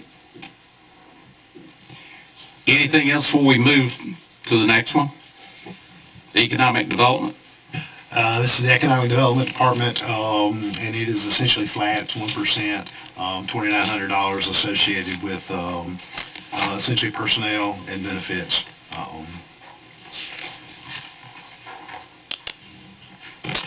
Planning?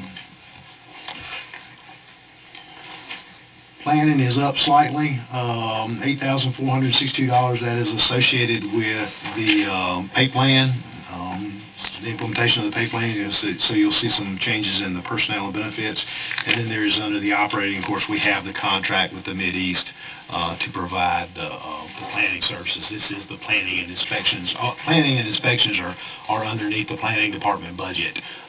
They're not broken out separately. And then we have the planning piece that's the contract with the COG. So that's the large number you'll see in there.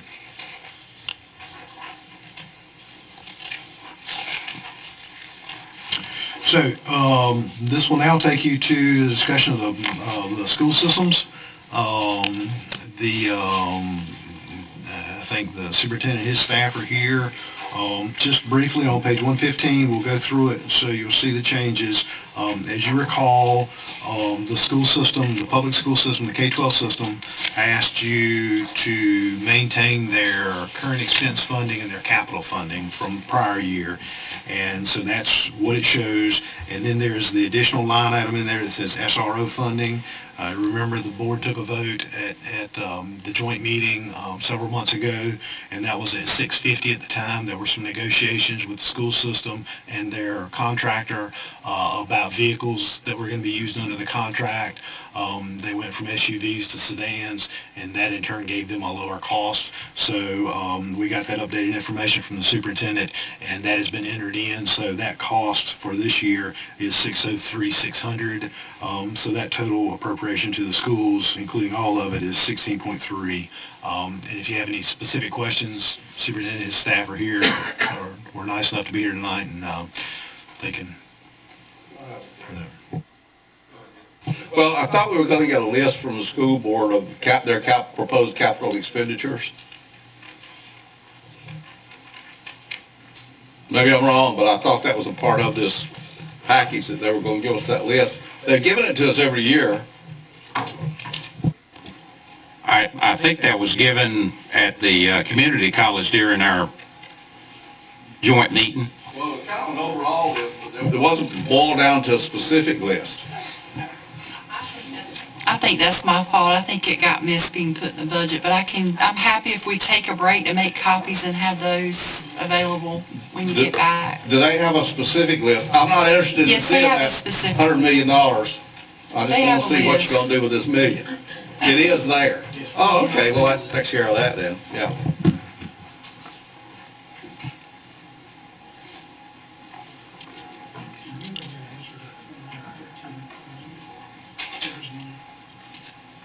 You want to ask that?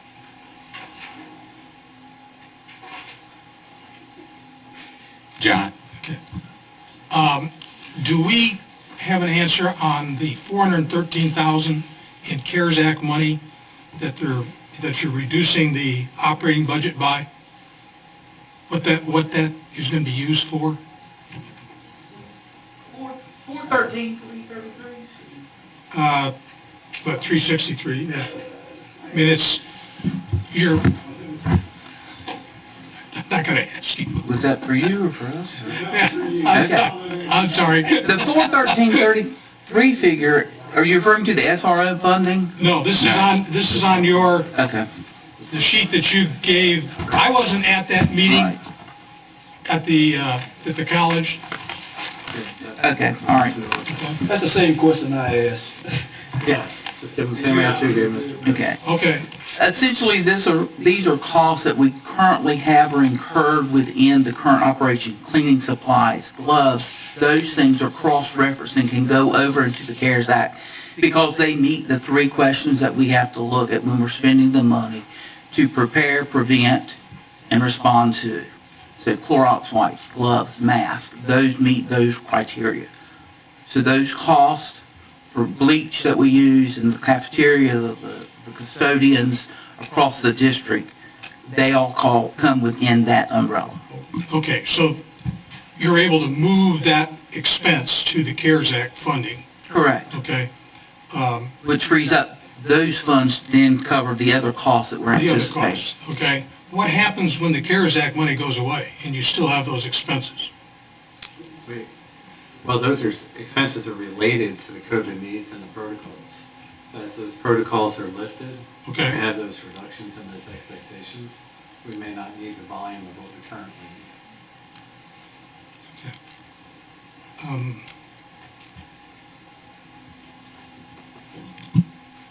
Okay. Thank you. No problem, take your time. Other question?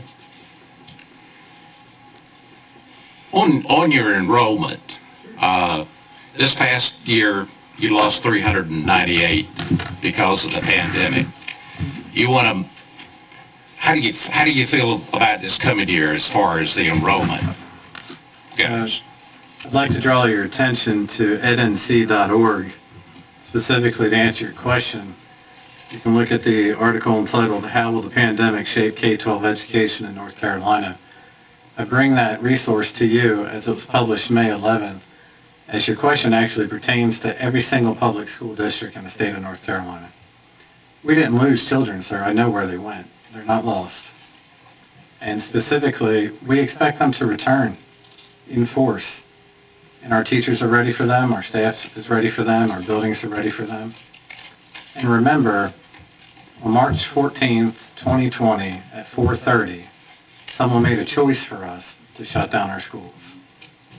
And in that choice, handcuffed our Board of Education and all boards of education in the public school units across the Great 115, that we had to follow very specific laws that other charter schools, private schools, home schools did not have to follow. And in that, true, I hear you. And in that regard, we anticipate them to come back. And so when you're looking at 390 under my leadership, as you declared before, absolutely it's under my leadership. But in no such way did we lose them because of the quality of education we are providing.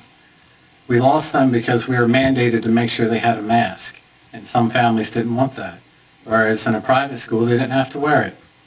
We lost them because we had to do certain protocols, like taking temperatures of every single child, where other schools did not have to do that. And so in Facebook leadership, I'll take ownership that I've lost 390 children under my care. But in reality, I know where they are, and I anticipate that they're going to come back. And so I'm asking for flat funding in that regard, because if you give anything less than in that sense, 10 days, 20 days into the year, if they do come back, and when they do come back, then I'm going to have to make other adjustments. But I do encourage you, and I will send it to you, the article on EdNC. Will you do that? It clearly shows specifically where the children of North Carolina went. And when you're talking specifically about 390 children, this article will share with you, it's actually 44,000 kids in the state of North Carolina. And what's interesting is when we share within our own borders opportunities for other children and school choice, well, absolutely, we're in a competitive market, and I get it, and families have to do specifically what they believe is in the best interest of their child. And in reality, we really faced 2 years of a pandemic, an academic year from March to June, and then another academic year from August till now. And children right now have about 6 days of learning left before we finish our school year. So in short, when you look at the 390 and your public declaration that you would ask to actually fund us less in that regard, I can understand your thinking. But in no such way is that an issue related to the county commissioners, the Board of Education. It's simply because on March 14th, 2020, at 4:30, I had 30 minutes notice to shut down an entire school system. 30 minutes notice. And then 40 minutes later, I specifically had 15 people in my office on a Saturday evening trying to figure out how we're going to have 60 people in my office the next day to shut down a school system. And so the reason I express this to you is I just don't want it to be lost a year later that Beaufort County schools specifically fed children on March 16th in all places of the county and went to remote learning on March 18th in all places of the county. Why is that important? Under your leadership specifically documented in Facebook, of which I do not have access to, you continuously tell people in the public that under my leadership I lost 390 kids. I know where they went. I did not lose them. But specifically, under that guidance, we can't wait for these kids to come back. They've already started to come back. We have people who once wanted virtual options who are now saying, please don't do that. Let us come back. We're coming back 5 days a week next year, face-to-face, no remote learning Wednesdays. We're very, very excited. But also think through this for a moment. You're concerned over 390 under my leadership. I have a General Assembly who's mandated a state law without funding sources to run a mandated lawful summer school for 150 hours. I have 1,000 students signed up. And yes, 1,002 students have been identified to sign up. You're worried about 390. I'm worried about 6,000 kids. All right, so I understand where you're coming from. But the key piece is we'll use our ESSER funding. We looked at teachers today on video, yesterday on video, Zoom meetings, and said, please come teach our children. And they're going to do that.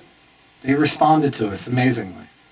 But the key piece about it is when you look at a dollar sign, and I understand your responsibility, my responsibility is the safety and security and the education of the child. And that's why we were fiscally solvent and responsible for asking this commission to leave us at flat funding, when in fact the board easily could have walked in and said we need more.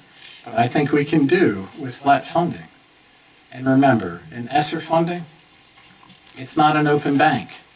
There are very specific guidelines, checks, and balances. But to go back to that summer school, to staff summer school, an intensive after-school program, and look at the personnel for 3 years, it's going to cost me $13.3 million. When I say me, the district. And that comes from the ESSER funding. And I'm not asking you for it. But when you speak to me specifically about where did students go, they went to the place their parents and guardians and others told them to go. And sometimes they didn't have a choice. What else can I answer? Lieutenant Cheeseman. Yes, sir. You know, I'm a news and information guy, and you Yes. were referring to Facebook, data on Facebook? Sometimes it's shared with me, sir. I don't have an account.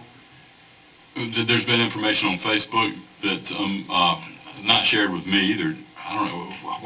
What are you speaking of Out on of Facebook? professional courtesy, I'll allow others to share that with you. Okay. But specifically, I know Commissioner Richardson has always asked me to make sure that when we are receiving information and sending information, we go through the proper channels. Right, yes, sir. At no time have I ever put something on Facebook about my belief of the county commissioners. And I regret to say that in the other term, it's been disappointing to see some of the belief, but we're just hoping to work through that and smooth that out and continue on in the way we are. One more reason to cut yourself off Facebook or Fakebook or Wastebook fans. I mean, there's a lot of information out there that's not exactly real. I'll say this to you. For as long as we've known each other, I've dealt with fact. Yes, sir. Numbers, you can create a story out of it. You can create your own image, your own story, wherever you want to go. At the end of the day, we educate children. And that's where we are. And if you ever had to go back and look into that public social media, you'll notice I have such character and integrity for the position of which I hold. I will not go to any other place unless I address this board as one. And I will also never respond publicly to any of the claims and declarations held against me, the board chair, or the Board of Education. In other words, it's best to speak about public business in public meetings where the public is invited, where maybe there's a video, rather than put it on social media where you can be cut off at any time and some people can see it, some people can't. I get that. I really wish social media wasn't such a big part of people's lives because I think it is a detriment to who we are as people. I'll just say I'm not necessarily a victim of it. I've been a player in it, meaning that I've seen my name posted. And for that, sir, I have a great internal strength in the backing of the Board of Education, of which I hold them in high regard. Thank you, sir. What other questions? Any other questions? Randy? I don't have a question, but several weeks ago, we were talking about CARES Act money and what to do with it, and we were kicking around the idea of broadband. And in that discussion, Brian showed us a graph where the declining population of Beaufort County in general. Now, those folks, I'm afraid, are lost. And what we do and how we act is how we're going to be bringing people back. And that's what we need in Beaufort County, to bring people back into this county. And I'd like to see young people with children. And what we do with the school system is very important as to how we, get these folks back in here. I, could spin things and say it was your tutelage that caused, these people to leave. But that's wrong. You had no more to do with those folks leaving, how or why, I don't know, than he did, the students. So I think we need to work hard in getting people in Beaufort County. We need more folks here, and we're willing to take them. And it's how we act as to whether people are coming here or not. Any other? Okay, thank you very much. Thank you.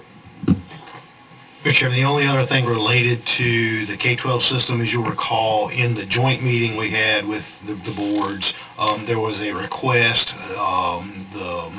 They were looking to change the compensation for the chairperson and the board members going, because they are currently paid on a per meeting basis, and they were looking to change that to a per monthly basis. So no matter how many meetings they had in a month, it was going to be a flat rate. You receive that information, and by statute, you have to approve that. They ask that you do that under a separate motion from the budget. So what we would do, with your consent, is to bring that to you at the June meeting and put that out. I will say that Commissioner Booth asked me the question, and I have sent a question to Karen Malonzi at the School of Government to answer the question: is it a conflict of interest for a commissioner who is married to a school board member who would be the subject of that change? You were the one that asked the question. We have two of those. Would that be considered a conflict of interest? I have not heard back from her yet. You could call that either way, and Mr. Cheeseman may have some information on that. But you asked, and I've asked that question to the School of Government. And I anticipate they'll send me a response, and we'll make sure that you know that as to whether you could participate in that vote or not. Well, I want to be the first to say, if it's unethical, I will not vote. But I am in full support of what they asked for. But I don't want to see my name on Washington Daily News. And I love all the school board members, but I'm in love with the one that I'm going to sleep with tonight. But the thing about it is, that's all right. I just don't want to see. I've been seeing the same thing that Doctor been seeing about me and my school board, and we argue. But the thing about it is, if it's the right thing to do, please tell me. I will step aside and step out when that time happens. Yes, sir, and like I say, I've made that request, and I don't know, Mr. Cheese may have an answer to that, but we'll get that answer. And there is, just to be clear, there's a difference between an ethical consideration and a conflict of interest. I mean, a conflict of interest may be unethical, but there is a difference. One requires you to recuse yourself from that based on certain statutes. The other is different. I just wanted to bring it to your attention. I specifically brought this item to the Board of Education for their consideration. Specifically, after learning in honesty of where boards of education in Region 1 and Region 2 were with their salary bands and stipends, I brought it to the board and helped them understand that they had not had an adjustment in nearly 14 years. And when looking at other systems with ADM, and specifically what other boards are being paid, actually allowing them to just do a stipend one time in a month saves us an awful lot of paperwork, time and labor to track hours and all that good stuff. So they may in fact have 2 meetings in a month. They recently have had like 4 or 5. As we come out of the pandemic, maybe that's not as many.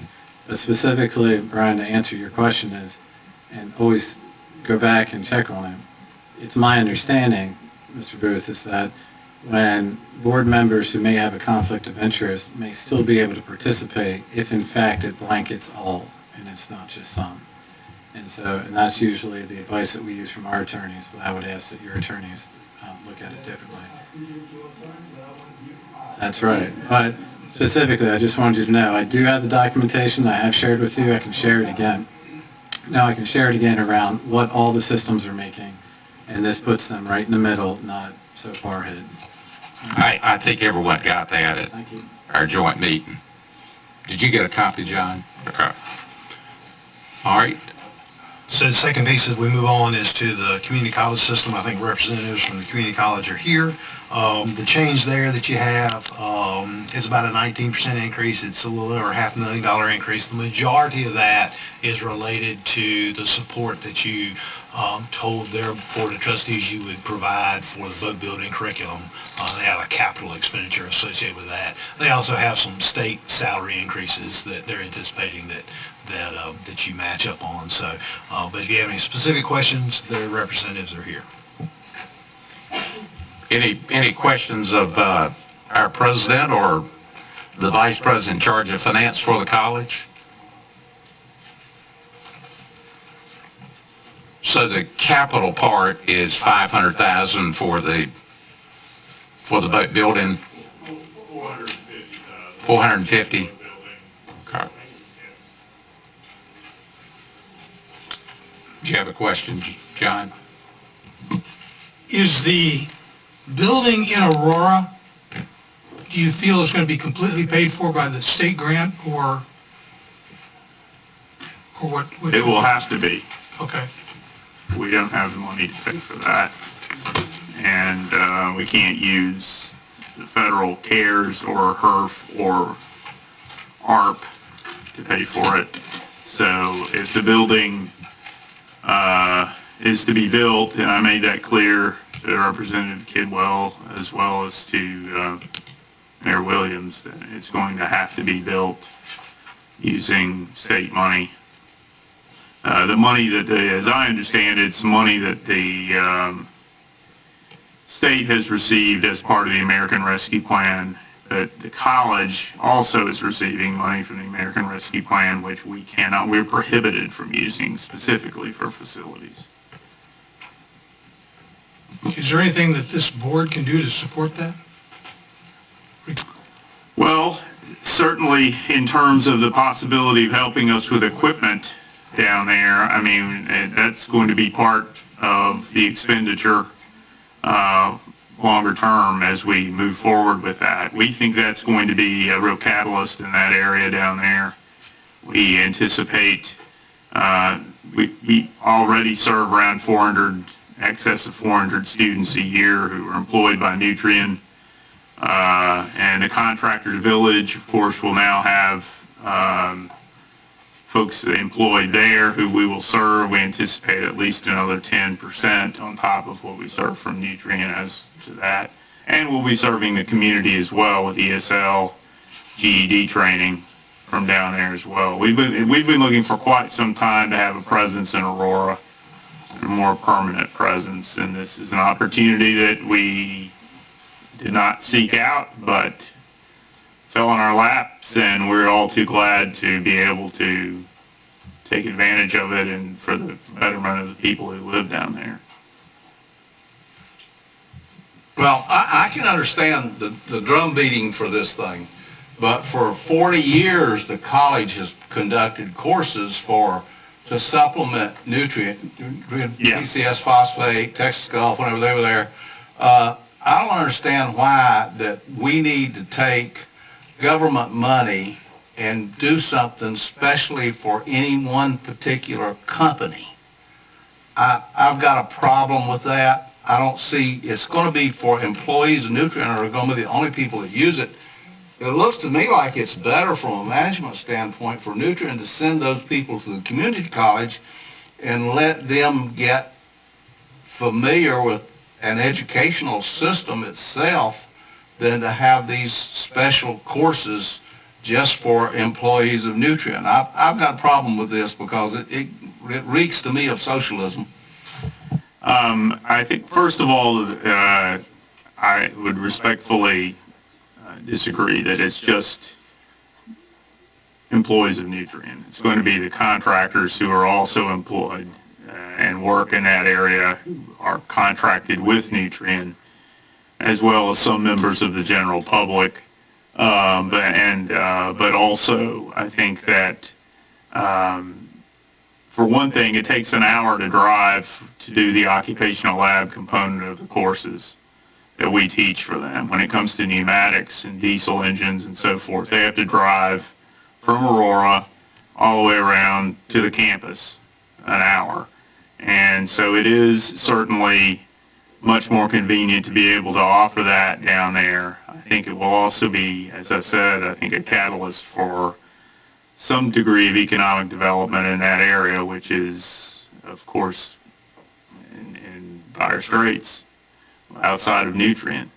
We also think that attempting to serve the needs of Nutrien is absolutely essential to the well-being for the future of the county, and to some extent. And I think that comprising, 20% of the tax revenue for this county, and we feel like that it's important to be able to serve their needs, and we have for a long time. Not all of them. I'd like to be able to also provide for them their apprenticeship programs, but they won't let us do that.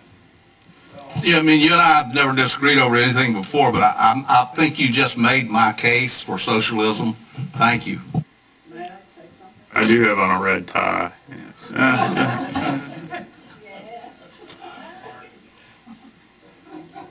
Go ahead, Martin.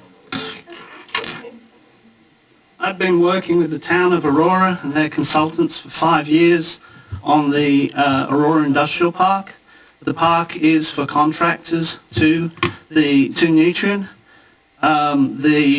When we got this monies that came, as you say, through the American Rescue Plan, it was a godsend because most of those companies that are being attracted are quite small, and they need the education of our citizens to take the jobs. The problem we have is that our citizens, as was said earlier, through education, are not educated to a level that companies coming in can just take somebody off the street and use them in a job.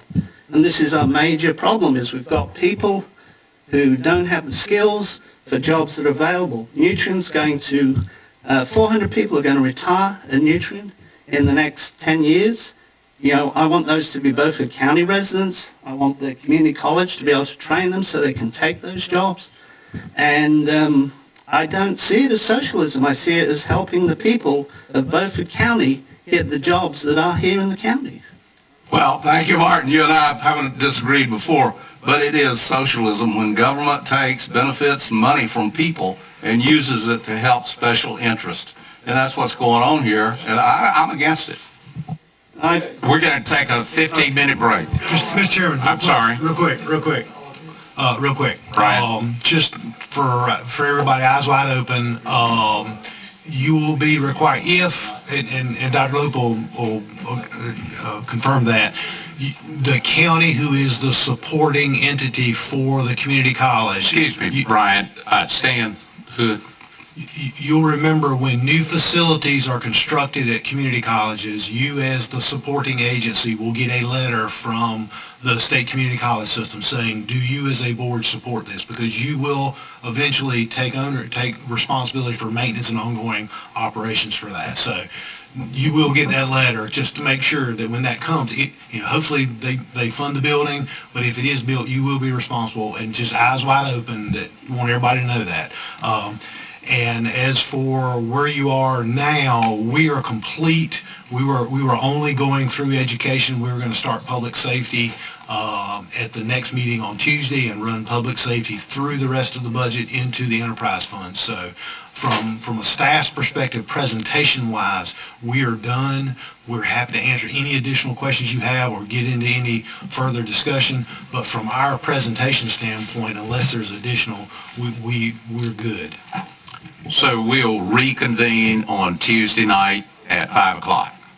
If that is the board's decision, I mean, like I say, we are done with our presentation. If you have more discussion, if you need additional information, we're happy to provide that. But as for our presentation, we have gotten through where we anticipated getting through presentation-wise, and that was through education. Okay. We'll pick up public safety on Tuesday, unless there's additional discussion y'all want to have tonight.